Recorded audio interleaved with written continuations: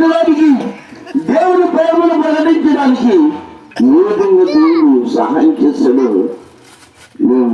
మన రాష్ట్రంలో కాదు కానీ, మన జిల్లాలో కాదు కానీ, మన గ్రామంలో కాదు కానీ, మన మండలంలో కాదు కానీ, నార్త్ ఇండియాలో ఆగ్రాలో జీవుల దేవుని యొక్క ప్రేమను ప్రకటించడానికి అక్కడ అనుకున్నారు. మీకు అర్థం కాకుండా, ఎందుకంటే మీ గ్రామం